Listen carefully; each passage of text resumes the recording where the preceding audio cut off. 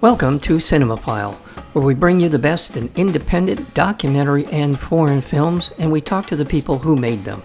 I'm your host, Mike Caspar, and you can find out more about the program by going to cinemaphilepod.com.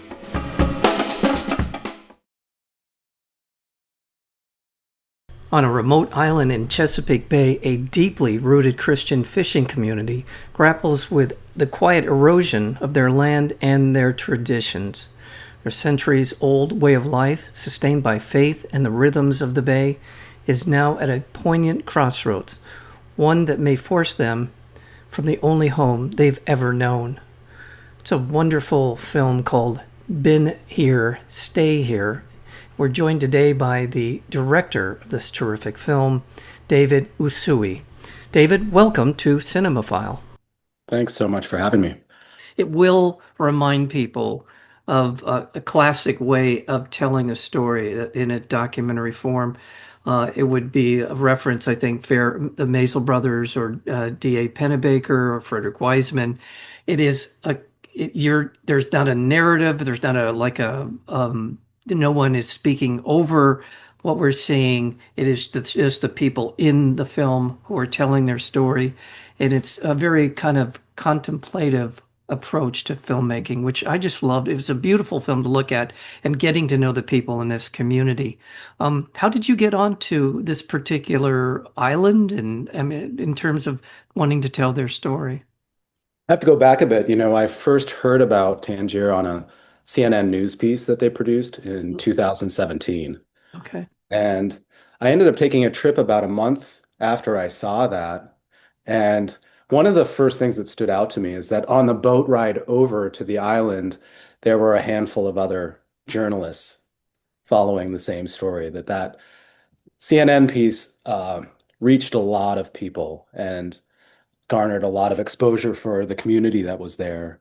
And, you know, that it really struck me. And so as I was touring the island for the first time, I was running into those same journalists over and over again. And I think one of the first ideas that I had when I was there, it was a surprise that so many people were there.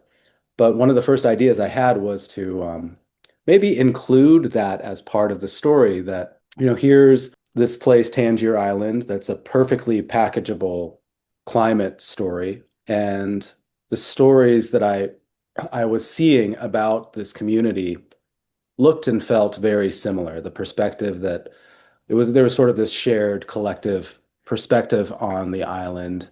And I thought it would be interesting to zoom out a little bit and maybe tell a story that included that element.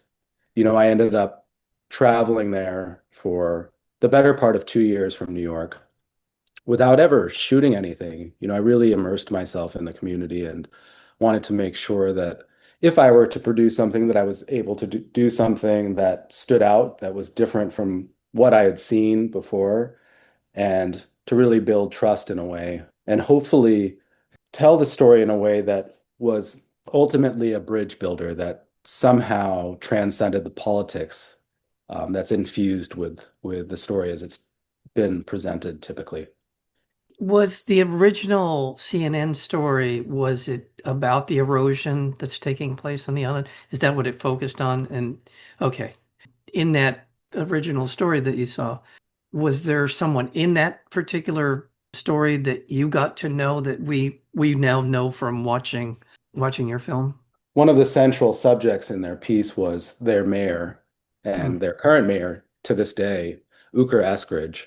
One of the reasons why that story went so viral is that at the end of their piece, they asked him if he had any message that he wanted to deliver to President Trump then in his first term. And he looked straight to the camera and said, President Trump, we all supported you. We all voted for you. We need your help.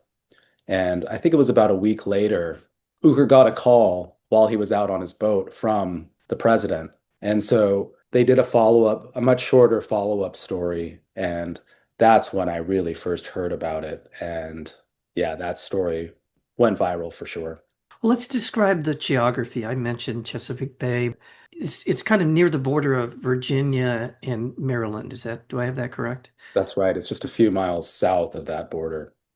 Are there other islands? There are, it seems like there, well, you tell me, there are other islands nearby. Is there a collection of islands? I don't know what they would call that, or who are experiencing similar fates that this island is, Tangier Island? In the Chesapeake Bay, there's only one other inhabited island left, Smith Okay. Island. Okay. So they're just the two of them. Smith Island, it sits in a much different place than Tangier. Tangier is really floating in the middle of the bay. Smith Island, however, is flanked off on the eastern shore of the island. Almost as if you could walk there if there was a short land bridge. So their circumstances are much different. Even though they're experiencing very similar pressures, they look much different. And culturally, they're very similar, actually. Looking out at the ocean is always a beautiful experience. But to see these sweeping vistas and the cloud formations and all of the things, it is it lends an air of spirituality to this entire endeavor. So in terms of the history of it, is it always, well, I don't expect you to give me a complete encyclopedic rundown on the history of this, but it's been mostly supported by crab and oyster fishing. Is that kind of how they've made their livings through most of their history? Yep, for nearly 250 years now, it's been primarily crabbing, fishing, and oystering. Yeah. So you've come to the island. Sounds like you spent a fair amount of time on Tangier Island, getting to know the people. What was it like the first time you showed up with a camera? What was it like the first time? The first time I was there, I took a small cruise, so the dynamic was much different. But by that point, I had spent so much time with the community, and I didn't spring it on them. They knew that we were coming. There's a young boy, Jacob Parks, that's profiled in the film. Yeah, that's the first time that we spent time with him, that I spent time with him like that. We pulled onto the island, and I think there were about five of us in the crew. It was a very small crew. And we were loading all of our equipment to the bed and breakfast that we were staying at. And I saw Jacob and his dad. They call them the ditches. It looks like a small creek that sort of splits the island. Mm. And they were in this small handmade wooden skiff. And they were just about to push off. And it turned out that that was the first time Jacob was heading out on that boat on his own. Oh, And so we just quickly set up our equipment. I checked in with Alan, his dad, and we followed him with our cameras in Alan's boat. And it just felt serendipitous to be there at that moment. do we see some of that footage where is he the one who's looking at the different crabs and saying things to? Okay, that's it. Okay, yeah, It's that very scene. Yeah, yeah. that was the very first thing that we captured. Oh, that's amazing. And the people, I think it's fair to say, fairly politically and otherwise conservative people, and probably, well, as we learn, their roots go back several generations for most of the people who are there. They talk about being on the island as opposed to being there's a reference to the people that what do they call them? They call them stay heres. Stay here's. Okay. But then the people that are on not on the island, but on the mainland. To the, They're come heres. that's it. I knew Yep. it. Thank you. Yeah, yeah. So, and I've lived in small communities, and there is a tendency to, and I won't call it us versus them, but there is definitely a sort of a of tribalism or we're in a club that you're not kind of vibe when you're in those kind of situations. But they seem genuinely friendly people. And also one of the first people we meet is the woman who's on the golf cart who's providing tours of the island. She seems like a handful in a lot of great ways in terms of her personality. Let's talk a little bit about the milieu, if you will, the people and how they interact with one another, because it does seem like a very tight community. It is one big family on that island, Yeah, for sure. The heart of the island is really the church. Everyone yeah. comes together in the one of two churches that they have there on the island. And it was founded by four families really in the end, and you kind of come across those names over and over and over as you spend time on the island, the Pruitts, the Parks, and yeah, they've all been there, like I said, for nearly 250 years. They couldn't have been more welcoming. They sort of subsist, like we talked about before, through fishing and oystering and crabbing, but a big part of their economy is dependent on tourism. So it's really important to them as a whole to welcome in the come heres in the end. And it was nice. I felt like that was one of the advantages to producing a film on that island, what was knowing that doors were open that way. It's really hard to produce an observational sort of verite film. You need to have access. It all hinges on the trust that you build over time. That's why I spent those 2 years leading up to the production of the film, spending time with them, a lot of time in the churches and a lot of time with the men out on the boats and in houses having sharing meals. And yeah, it's a really beautiful community. I've never come across like it. Well, and it shows up in the film. The level of comfort that they have to where it never felt like they were self-conscious about being on camera.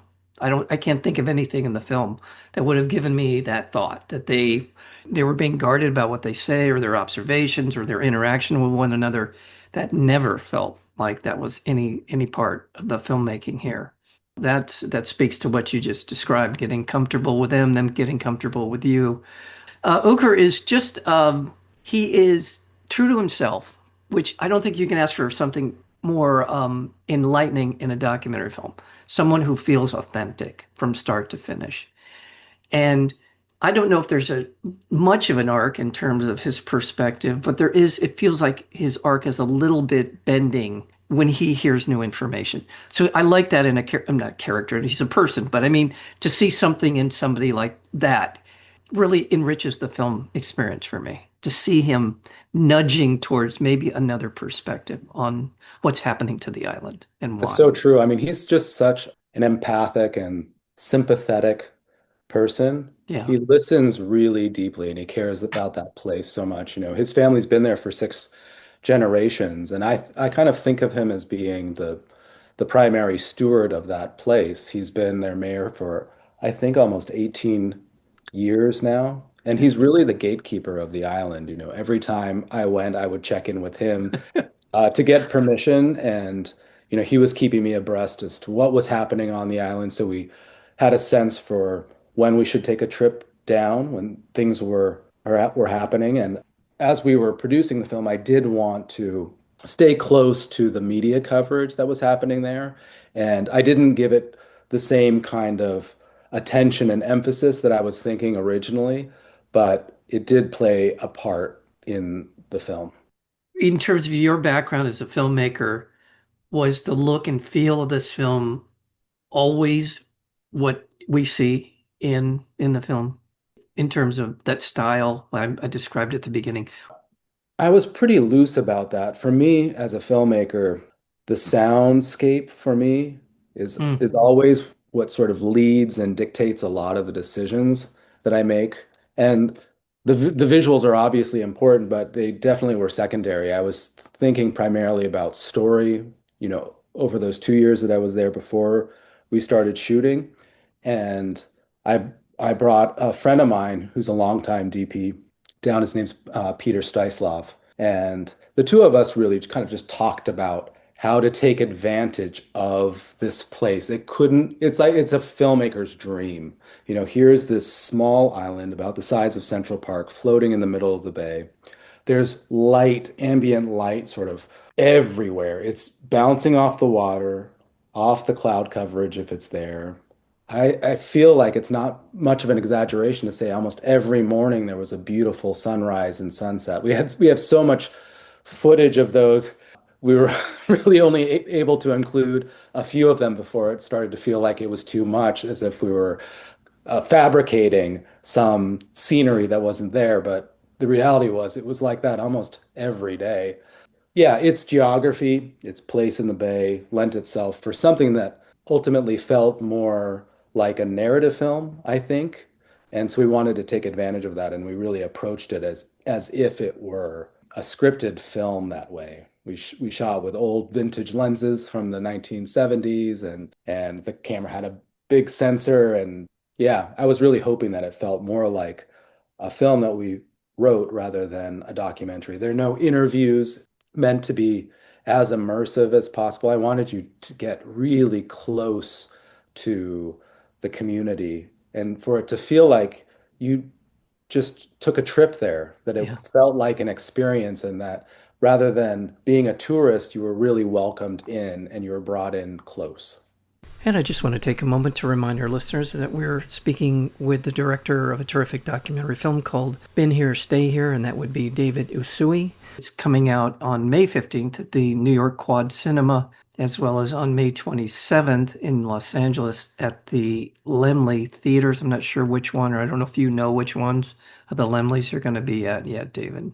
Do you Yeah, know? it's going to be at the Monica Film Center on the Okay. 27th, and then it'll be there and over in Glendale that following weekend. Okay, terrific.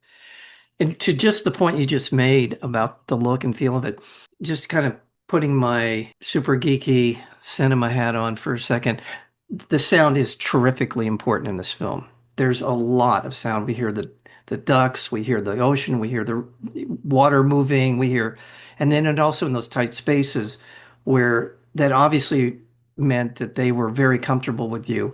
And the lighting on them is spectacular, even in low light. You're right. Just to reinforce what you were saying, even in low light, they look like a painting. I mean, the sky looks like a painting. The beaches look like a painting, but just in those very tight quarters where the sort of the men's club, if you will, they're sitting around talking about whatever they're talking about at the time. It just felt like, yeah, just felt like we were eavesdropping and but they were lit beautifully. I love it. Yeah, all that credit goes to Peter Stoislav, my friend who shot the film. The reaction. Now, have the good people of Tangier Island seen the film yet? You know, the first screening that we hosted was on Tangier Island, which was just an incredible experience. You know, the island has experienced a lot of change, and they lost their only movie theater in the late 1950s. So there hasn't been a community screening like that for decades. So we converted their school gymnasium into a theater. I hired an AV company and we brought out a big screen and speakers and a fancy projector, and the entire island came out. It was a really moving experience, and to have a warm reception like that from them was for me the most important of them all. I can believe it. I can imagine seeing themselves up on the big screen in front of their peers. And I don't know what percentage of people from that are still on the island that we see in the film, but it feels like a fairly healthy representation of the people that are on that island still. And to see them out in the ocean, crabbing, pulling in oysters, all the rest of it, it feels like a place that is, I wouldn't say lost in time, but certainly a throwback of sorts to the world we live in now. It definitely feels like a throwback. I mean, I feel like that impression came across for me the moment that I stepped foot on the island, and it was a really beautiful part of the story for me to capture was, yeah, their relationship to place, their relationship to time, their relationship to each other and family, and seeing Jacob on his own riding his bike Yeah. around the island. That's representative of all the kids there. When the school bell rings and they're all out for the day, those kids fan out all over the island, and they have free reign of the place. Everyone knows each other, and they all know that they need to find their way home at some point before dinner, but otherwise, they're free to do whatever they want. And I felt like that kind of satisfied a craving in me just to be that close to it. Yeah. Yeah, it is a beautiful film. Beautiful, beautiful film. And I'm my congratulations to you on your work on capturing what feels like a fleeting moment, a bit of a flower blooming and maybe for not much longer. I don't know what the fate of the island has been. I know there was some conversation in the film about measures that were being taken on other islands nearby. I'm not sure exactly, and you don't have to say anything. I don't want to give anything away here, but it feels like they all know something is looming.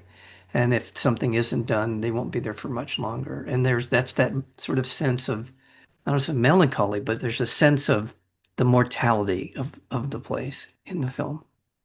Yeah, that feeling is very palpable on the island. And, another version of the film that I imagined making while I was there only took place in the church. You could sort of hear it, you could feel it in every church sermon, in all the testimonials that the congregants gave every week there in the church. You can feel the anguish and the pain at the prospect of having to abandon a place like that, to potentially abandon a home that some people have had in their family for, 8, 9 generations.